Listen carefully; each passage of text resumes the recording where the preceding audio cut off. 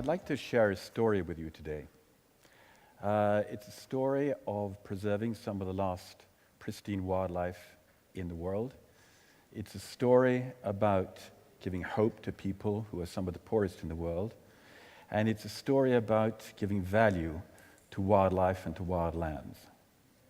For the last 20 years, we've been involved in the creation of wildlife and conservation reserves that have taken a completely new approach to conservation and have been a bit of a revolution in the conservation world. I've always been passionate about nature, but I've not always done this. I used to be passionate about business and was fortunate enough to create some quite successful businesses in Europe, Canada, and the United States.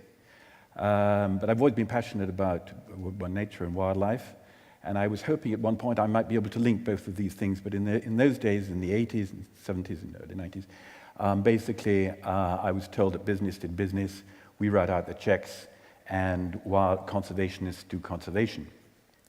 But I don't sort of give up easily. And in the early 90s, I was very fortunate to be invited to create a new kind of reserve in southern Zimbabwe. This was taking a completely unusual and holistic approach to conservation. Traditionally, before the Europeans came to Africa, the local people lived off the land. They knew the value of their wildlife, they knew the value of their wildlands. Then European farmers came, they took the best lands, they put the African people on the less good lands, and they created national parks. So there was an imbalance between wildlife and local people. We decided what we wanted to do was to put the clock back. We decided if we gave a value to wildlife to local people, in that case they would preserve it and they would reduce the poaching. So we created a wildlife reserve, which was the largest private wildlife reserve in Africa in southern Zimbabwe, 1 million acres. Basically, it was to preserve the black rhino population and also an elephant population that was endangered.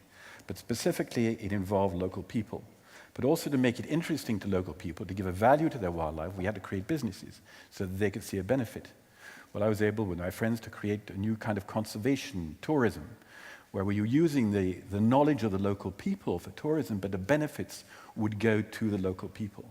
Well, the traditional conservationists, those that had told me I couldn't get involved, told me it wouldn't work, that the local people would trash the wildlife. Well, it was a great success. It worked extremely well. Through my previous businesses, I was able to create a large media campaign worldwide, and all of a sudden we started getting in the scientific community, big representatives of the scientific community and scientific organizations who would come in and look at what we were doing and suddenly scratch their heads and saying, well, maybe this is the future, maybe we should involve local communities in this work. So the model was working, the model conservation, community, and business to make it sustainable. And I was then looking for another place to apply this model. And a friend of mine had flown over to northern Mozambique. Now, he thought he'd seen some elephants. Northern Mozambique had just come out of a civil war, 30-year civil war. Before the civil war, it was teeming with wildlife.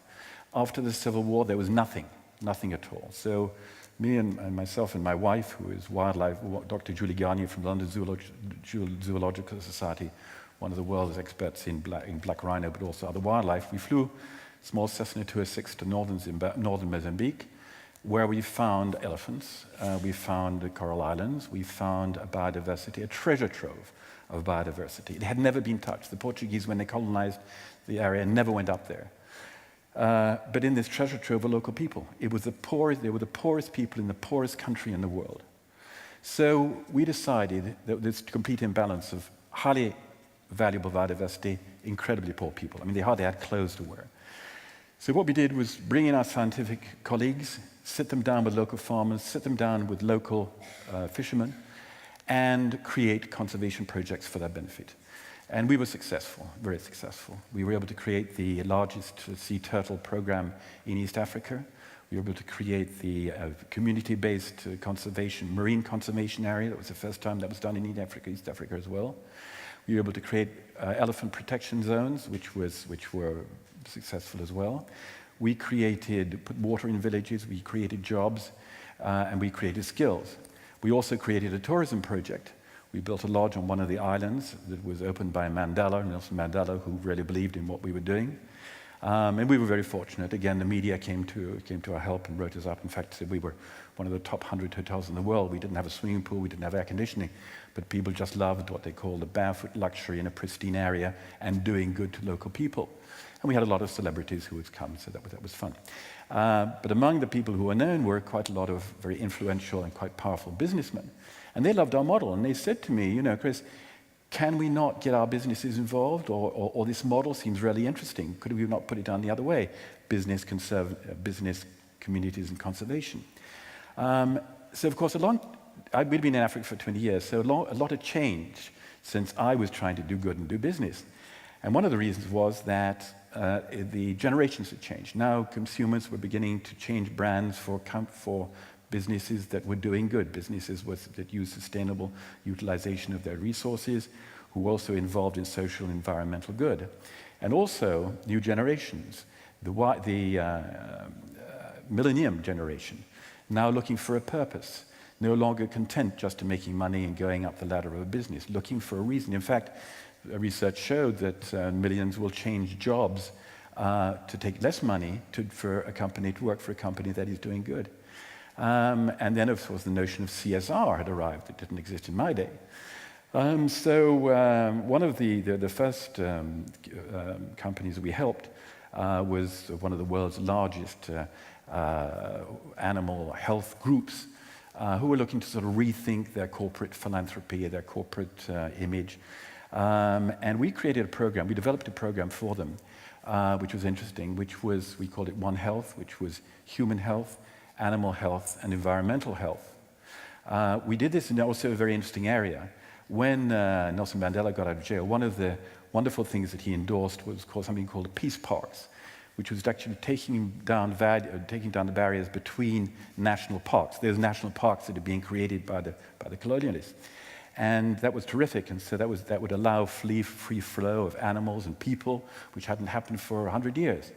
And one of the first ones that was done was in the south of Zimbabwe, north of South Africa, the Kruger Park, and Mozambique. Unfortunately, one of the problems was that there was disease transmitted from wildlife to domestic cattle to local people. So we were able to intervene with this veterinary laboratory, with its animal health company, and we were able to dart the wildlife, vaccinate the local cattle, educate people, and it was an incredible success.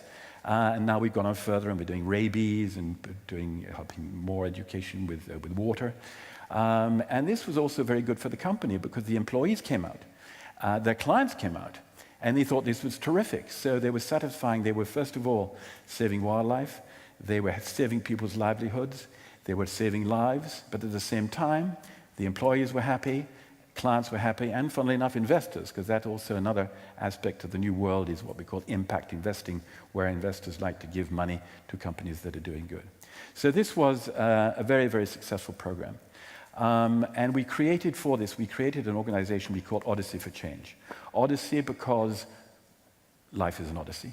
Change because the world is changing. And we decided to bring together some of the most interesting conservationists, scientists, scientific organizations, and forward-thinking visionary businessmen, and see how we cannot push this further.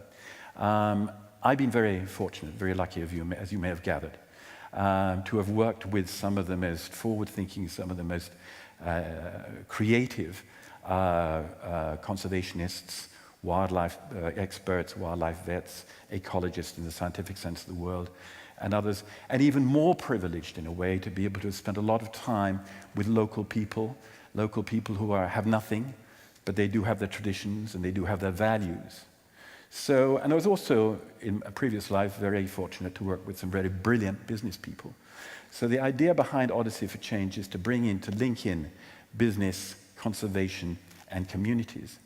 Because really, we believe it's in a way our responsibility, since we've been so fortunate to have had all these experiences, to be able to transmit these experiences to business who are now looking for solutions to get involved.